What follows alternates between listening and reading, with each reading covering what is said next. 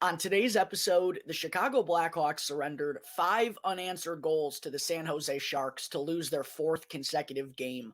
I'll get into what went wrong for the Hawks in their 5-2 loss, Ian Mitchell's return to the lineup, and our weekly Mailbag Monday fan segment. All that and plenty more right here on Locked On Blackhawks.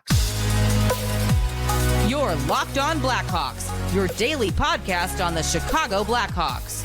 Part of the Locked On Podcast Network, your team every day.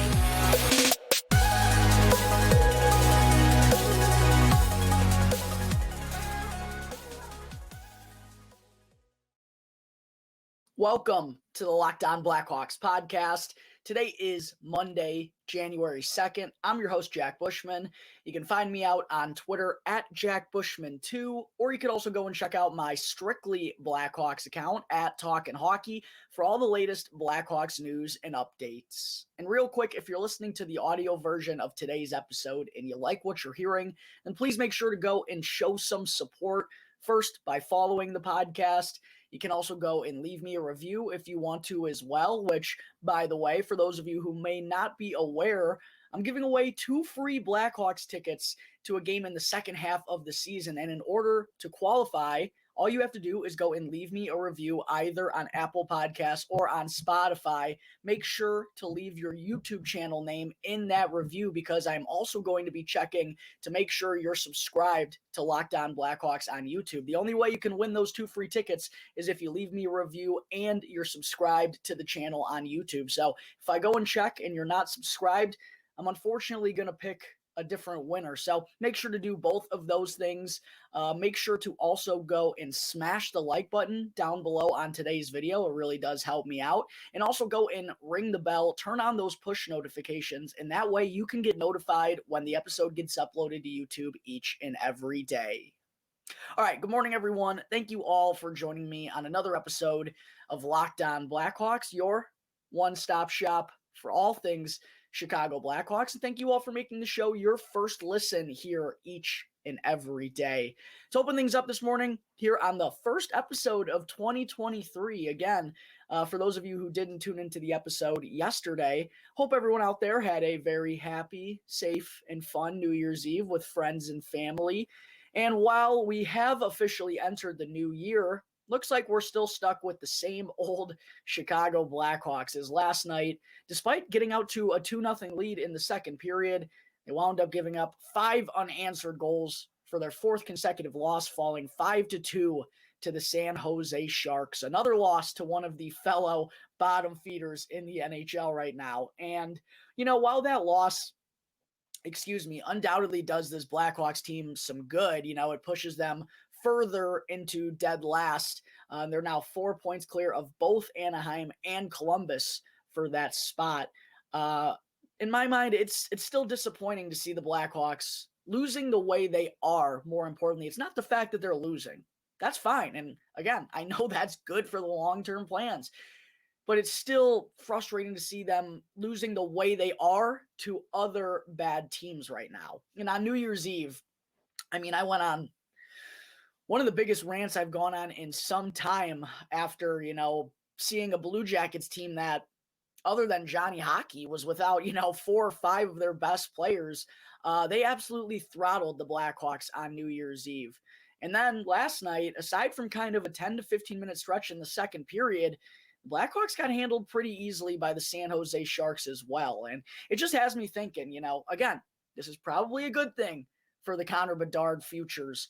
But it just has me thinking, if the Blackhawks are losing this badly to those teams, it's just going to be hard. It's hard imagining them finding ways to win against anyone the rest of the way, if you know what I mean, which again is good. But for someone who does have to watch all 82 games and at least wants to see some progress, it has been kind of frustrating the past couple of games.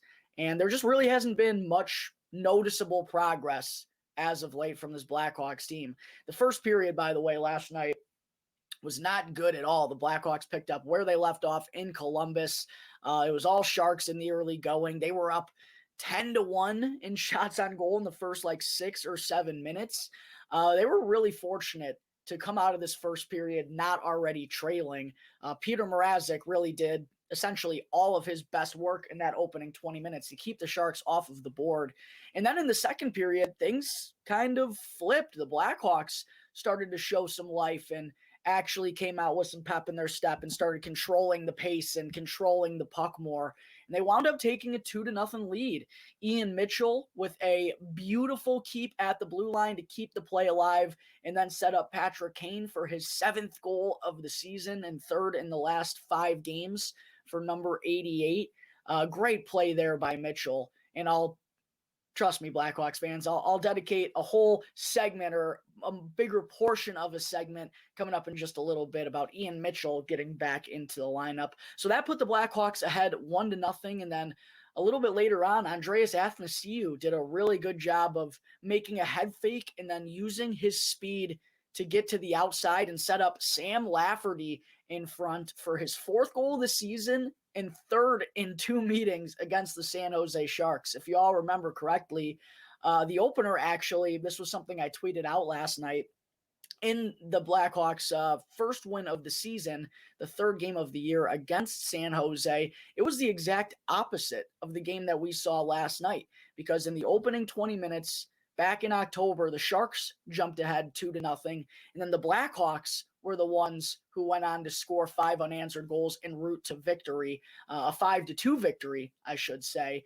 And Sam Lafferty had 2 goals in that game. He and Jason Dickinson. That's when we first acquired Dickinson, and he was going bananas to start off his Blackhawks tenure. Both he and Lafferty had 3-point nights, and Lafferty seems like all his best work comes against the San Jose Sharks.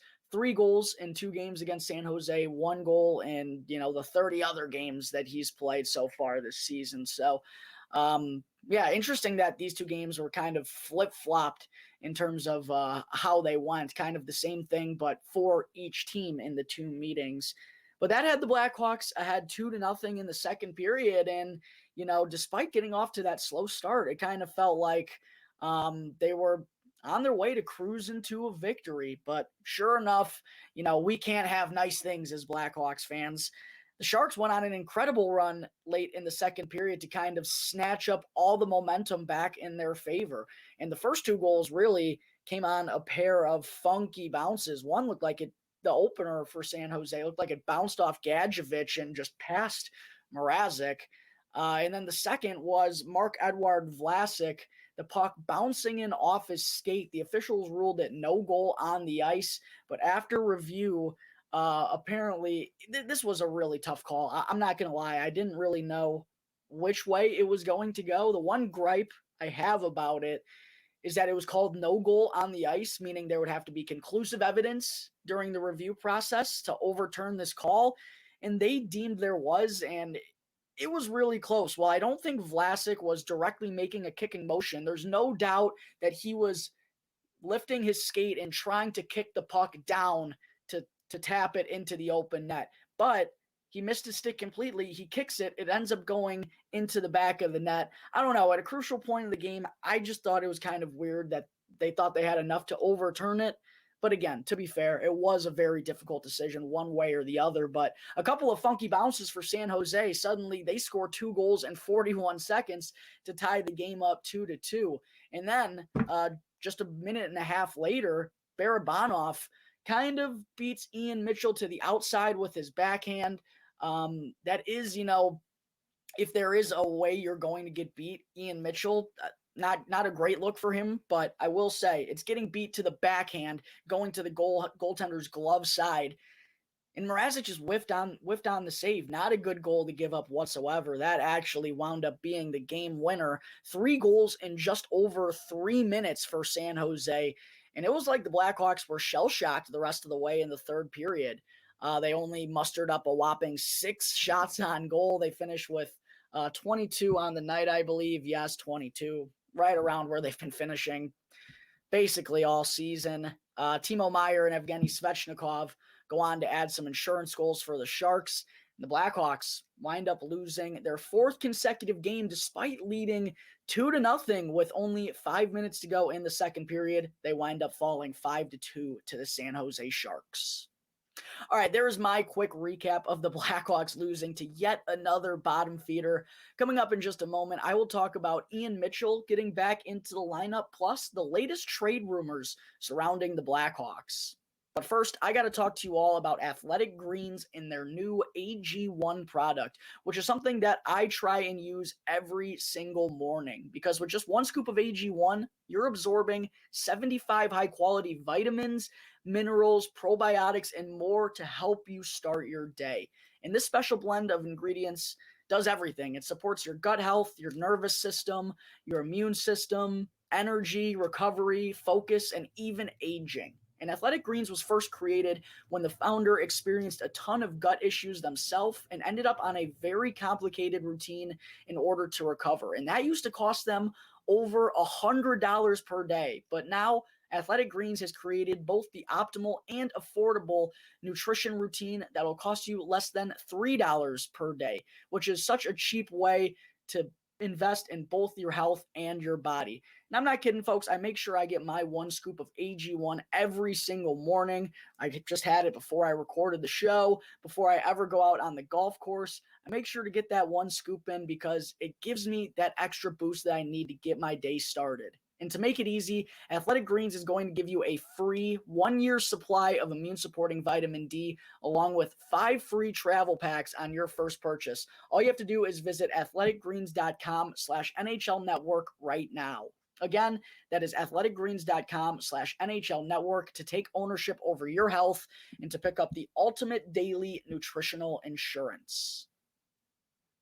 Back here on the Locked On Blackhawks podcast, just wanted to say first, thanks again to everyone for making the show your first listen each and every day. And now for your second listen, make sure to go and check out Locked On NHL Prospects, which is your daily podcast covering the next generation of hockey superstars leading up to the 2023 NHL draft, which is really relevant for us Chicago Blackhawks fans right now. Plus, you can also get NHL draft rankings and top prospect comparisons for every single team. Locked On NHL Prospects, available on YouTube, this app, and wherever you get your podcasts. All right, getting into segment 2, let's go ahead and dive right into it, folks, right into the Ian Mitchell debate, shall we? Because finally, after Mitchell voiced his frustrations to the Blackhawks media recently, and he was questionably scratched for each of the last 3 games, Mitchell was back in the lineup for the Blackhawks last night against San Jose, which I think made every Hawks fan out there very happy. And early on in the second period, we saw why Ian Mitchell needs to be in the Blackhawks lineup night in and night out. He made a beautiful keep at the blue line to keep the play alive. That led to Patrick Kane's 7th goal of the season to put the Blackhawks ahead 1-0. You saw Kaner point right to Mitchie after the goal during their celebration, indicating, he recognizes the great play that Ian Mitchell made. And moments like those, and it's not just like that's the first one that we've seen in quite some time. No, when Mitchell gets into the lineup, he's regularly making plays like this, making passes to set up his teammates, reading the play well at the blue line. And when he's gotten an opportunity to quarterback the second power play unit, I've liked what I've seen from him there as well. But for whatever reason, the Blackhawks have had their mindset on playing Jack Johnson each and every night and playing Caleb Jones over Ian Mitchell. But I just think it's clear that this kid can help the team out offensively. And they are so challenged in that area that it just doesn't make sense to sit him. And listen, there are people who are saying Ian Mitchell's still a liability defensively. He gave up, was on the ice for 2 Sharks goals last night and was directly involved in both of them. I got a couple things to say to that. One, on the Barabanov goal, there's, no doubt that Peter Mrazek should have made that stop. I get Mitchell got beat, but he let Barabanov beat him to the backhand. It's not like he beat him wide, strong side. He beat him to the backhand. Mrazek definitely should have made that save. And then even on the second one, Svechnikov's goal to make it 5-2. I will say Mitchell was kind of just being a hoverer there and wasn't doing a whole lot of anything, but you can also make the argument that Mrazek shouldn't have given the rebound directly out to Evgeny Svechnikov.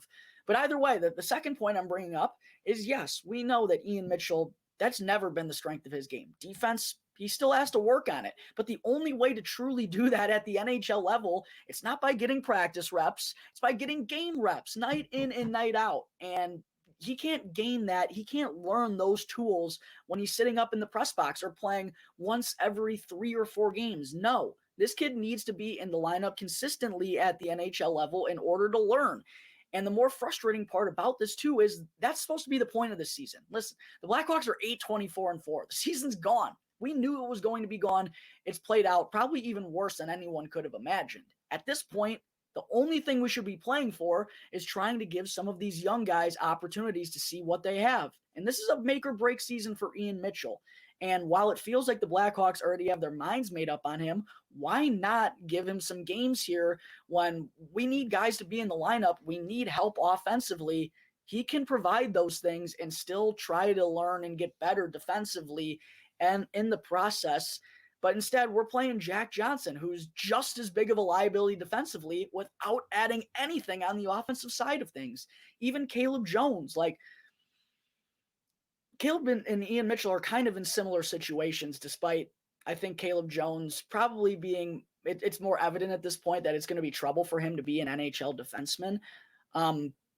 But neither should be sitting behind Jack Johnson, in my opinion. And when Jared Snorri gets back, I don't think we should see Isaac Phillips go down. I think we have to move a defenseman. Isaac Phillips has been really good. Ian Mitchell, when he plays, has been pretty good. Again, I get he has things to learn defensively, but the only way you can do that is by playing consistently. So it's literally the point of this season. One of the only frustrations I've had with Luke Richardson so far this year is why Ian Mitchell is spending time up in the press box. And if that's going to be the path for him, then trade him or send him down to Rockford. The worst spot for him to be in is up there in that press box doing nothing. So after picking up an assist in his return in last night's loss to San Jose, Ian Mitchell better be in the lineup once again tomorrow night against the Tampa Bay Lightning. I also wanted to mention for a second here, folks, some of the latest trade rumors that I've heard going around about the Chicago Blackhawks right now. And as we've now entered 2023, we're inching closer and closer to that trade deadline in March. And, you know, obviously the big ones are Jonathan Toews and Patrick Kane. Still nothing too concrete on that front, as their agent, Pat Brisson, is expected to talk with the Blackhawks front office here in the next couple of weeks. But we don't have any true developments on that front, other than the expectation is for neither Kane nor Toews to be back with the Blackhawks for the start of next season. But one guy who we've been hearing some rumors about in the past couple of days is Jake McCabe, as according to TSN's Elliot Friedman in a couple of different segments on 32 Thoughts and also on Sportsnet, he's mentioned that the Edmonton Oilers are a possible target for Jake McCabe, and perhaps the Pittsburgh Penguins as well. And I've been saying that Jake McCabe is quietly someone who could get dealt from the Blackhawks. There's a lot that goes into that. It's just obviously been frustrating for McCabe. He signed on with this team not with the intention of going through a rebuild. Of course, that's when the Blackhawks, made the trade for Seth Jones. They made the trade for Marc-Andre Fleury, trying to recoup and retool on the fly, and then did not go as planned last season. And Jake McCabe left Buffalo after some brutal years there. I mean, Buffalo hasn't sniffed the playoffs in quite some time. McCabe has never even come close to playing some meaningful hockey in the spring. So I do think it is tempting for the Blackhawks to try and move him, as he's having a pretty solid bounce back season. He's been one of the best Blackhawks this year. The contract isn't too heavy after this year. He'll have 2 years left at $4 million. And he's a solid top 4 guy. I don't know if he's necessarily a top pairing guy, but he is an asset to a team who's trying to add some defensive prowess at the blue line. So I think Jake McCabe could be someone that's intriguing for a lot of teams come deadline time. And, while the Blackhawks shouldn't just make a trade for the sake of making a trade, I do think if they get offered a second, it makes a lot of sense to take on that draft pick, move on from Jake McCabe, who realistically doesn't fit their timeline of the rebuild. He's a little bit older already, so I think it'll just make sense. If someone's offering a second round pick, don't sell low if you're the Blackhawks. I think it's a second or nothing for Jake McCabe. It's not like they absolutely have to move him. And another thing to consider is with Patrick Kane and Jonathan Toews expected to come off the books, Jake McCabe and his contract, the Blackhawks have to start thinking about the salary cap floor. Isn't that kind of crazy to think about? They had no financial wiggle room seemingly forever, and all of a sudden now they got to worry about getting to the floor. With Jake McCabe being one of the few guys who has some money tied up long term, maybe there's some incentive for the Blackhawks to keep him around. Again, I think they should only trade him for a second round pick. But interesting to hear that Jake McCabe is starting to get some chatter across the NHL from a couple of different teams. And then there's also been some interesting rumors lately that Max Domi could actually remain with the Chicago Blackhawks past the trade deadline. The expectation for Domi, and he was told this by the Blackhawks front office, is that he was going to get flipped at the deadline. But maybe the Blackhawks have gotten a hint that neither Patrick Kane nor Jonathan Toews are officially going to come back, and that salary cap floor that I just mentioned, the Blackhawks are going to have to hit it. They don't have much long-term signed after this season, so Max Domi could be due for a nice little raise from the Blackhawks to stick around. It's one thing to think about it. That's really interesting. I didn't think that would be an expectation or even in the cards whatsoever. Maybe Domi wants to stay here if he's offered a pretty penny by the Blackhawks, and he's going to get one heck of an opportunity if Kane and Toews leave. He's going to be the top line center. So interesting development there on the Max Domi front. I think everyone just expected him to get traded at the deadline, but that could wind up not being the case. We'll just have to wait and see what happens here in the next few months on that front. But I also wanted to talk real quick before I get into our Mailbag Monday fan segment about the 2023 World Junior Championship. As Team Canada has a matchup later today with Slovakia in the first round of the knockout stages. And on New Year's Eve, Canada beat Sweden 5-1 behind yet another 4-point game from Connor Bedard, who is, if anything, only boosting his draft stock somehow up and up and up with his performance in this tournament. But it was a really good showing for the Hawks prospects. Kevin Korchinski scored his first goal of the tournament. Nolan Allen and Ethan Del Mastro both added assists. Looked like Canada, it was just going to be, wipe their hands clean, an easy victory. And that's what it wound up being. But unfortunately for us Blackhawks fans, again, we can't have nice things. Colton Dach suffered what appeared to be a very gruesome and painful looking shoulder injury as he was down on the ice, kind of yelling and screaming in pain, and was forced immediately to head back to Team Canada's dressing room. Well, we now know that Colton Dach's tournament is officially over. These World Juniors just continue to do a number on the Dach brothers. Of course, Kirby broke his wrist when he was the captain for Team Canada a few years back. Kind of never looked the same in a Blackhawks sweater. Obviously, he's off to a good start to his tenure with the Canadiens. But now younger brother Colton suffers a really nasty-looking shoulder injury, and you got to feel for Colton. He's been through a lot already this season. Suffered a concussion at Blackhawks development camp, then suffered another concussion with Kelowna. He's battled back from both of those so far, and now he suffers another gruesome injury. We don't really have too much of an update. We do know it's a shoulder injury and that he's going to be out for at least a couple of weeks, but nothing more about it as of yet. So we're thinking about you, Colton. Man, just a really tough break there for Colton Dach. Hawks 2021 second round pick. Hopefully it's not as serious as it seemed at the time. Again, we don't have much developments at this point, but definitely hoping and wishing for the best for Colton. Before I wrap up the show for today, folks, can't forget about our weekly Mailbag Monday fan segment, the first one here of 2023, where I answer some questions from a couple of lucky listeners right here on Locked On Blackhawks. And by the way, if you're still listening at this point in the show, I only got 3 questions this week. I'm really trying to get more and more and more. So either hit me up on Twitter, you can DM me on Instagram, you can email lockedonblackhawks@gmail.com, all one word. Hit me up with your questions. I haven't been getting a ton as of late, and I want to hear what you have to say or what you have to ask me, and I want to give you my 2 cents back. So if you're listening to this, make sure to ask me a question leading into next week's Mailbag Monday fan segment. But the first question I wanted to answer today comes from JD, who's the host of Locked On Sharks. Greatly appreciate the question, JD. He asked, how are you surviving your tank season from a fellow tank commander? Not easily, as you can tell. These last two losses from the Blackhawks have really frustrated me, and I really haven't been frustrated by many losses so far this year. I understand this is the situation they're in, and they're absolutely killing it right now in terms of trying their best to give themselves the best chance to land Connor Bedard.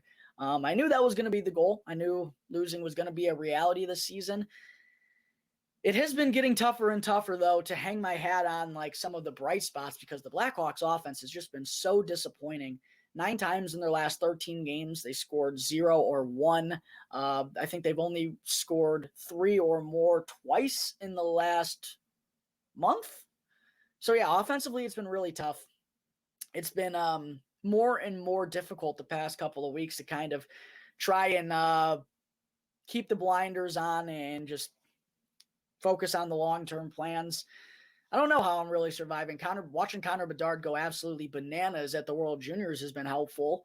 Also, Adam Fantilli is another guy who's looked good. Leo Carlsson is someone for Sweden who's just a big boy that I honestly don't know too much about. I've been doing some more research lately. So just thinking about what could be for the future, keeping up with those players and also some of the Blackhawks' other prospects. I've been kind of focusing on doing some reels on Instagram and some shorts on YouTube about some of these Blackhawks prospects, and they've been generating a lot of traction. So maybe I'm just going to keep doing that and really just focusing on some of the next wave of Blackhawks talent that's coming up to the NHL level and hopefully the next couple of seasons. So yeah, that's how I've been trying to stay positive.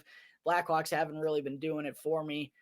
They're back for a nice, I think, 6-game, wow. What is this? 7-game homestand. So I'll be going to the United Center a couple of times during this homestand. I also recommend that a lot of you fellow Blackhawks fans do as well, because you don't know how many more times Patrick Kane and Jonathan Toews are going to be playing at the UC in the Blackhawks sweater. So make sure to go down and see them at least one more time. That's probably how I'll be keeping my mind positive, is just saying, I've got to be grateful for what I've seen out of Kane and Toews, and just go and appreciate them a couple more times by watching them in person. So, JD, I appreciate the question. It's definitely been getting more difficult over the past couple of weeks, and I wish you luck on surviving your tank season as well. The second question I'm going to answer today comes from Tyson DeBora, I believe, on Instagram. Sorry if I butchered that last name, Tyson. But he asked, if the Blackhawks get the second or third pick and Bedard isn't an option, who do you like best? Yeah. I just talked about Adam Fantilli, I think, is kind of the clear-cut number 2 overall pick right now. He's got the size. He's got the stick handling. He's a great goal scorer as well. I don't know what's not to like about Adam Fantilli. If Connor Bedard isn't an option, he's my 1B for sure, at least as of this point. But I will say I am intrigued by the power forward type mold that Leo Carlsson already has, and seeing him get some action here in the World Juniors for Sweden, I think that's been awesome. And I recommend a lot of you Blackhawks fans pay attention as well, because, while we hope that things go well for us in the draft lottery, you never know. And even if they wind up with the 3rd or 4th pick, still an opportunity to land a really good player. I think Leo Carlsson would be 3 for me. Maikov is tough. I've heard rumors that, he, like a lot of Russian prospects, plans on staying over in the KHL for a couple of years, could delay his arrival to North America. That would certainly lean me towards Leo Carlsson as well. So, yeah, Fantilli and Carlsson are the 2 that I'd really be looking at if the Blackhawks, unfortunately, don't land the number 1 overall pick in the 2023 NHL draft. All right, folks, I think that is going to wrap up Monday, January 2nd's episode of Locked On Blackhawks. Make sure, if you're not already, to go and follow the show wherever you get your podcasts, and go and subscribe to Locked On Blackhawks on YouTube, and you'll be able to get the latest episode as soon as it comes out each day. Thanks again for making Locked On Blackhawks your first listen here today. Now, for your second listen, make sure to go and check out Locked On Sports Today. From the biggest stories in sports to the games that matter the most, go beyond the scoreboard and behind the scenes with experts only Locked On can provide. Locked On Sports Today, available on this app, YouTube, or wherever you get your podcasts. Once again, thank you all for tuning into today's episode. I'm your host, Jack Bushman. You can find me out on Twitter at JackBushman2, or you could also go and check out my Strictly Blackhawks account at Talkin' Hockey for all the latest Blackhawks news and updates. So until tomorrow's episode, it's going to do it here for the Locked On Blackhawks podcast, part of the Locked On Podcast Network, your team every day.